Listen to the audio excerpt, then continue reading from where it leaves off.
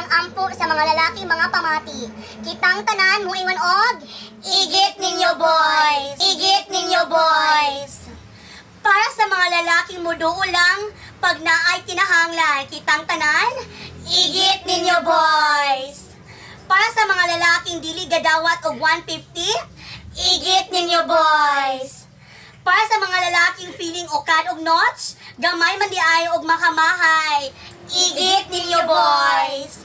Para sa mga lalaking manawag sa kangit-ngid ug mawala dayon pagduulan, igit ninyo boys.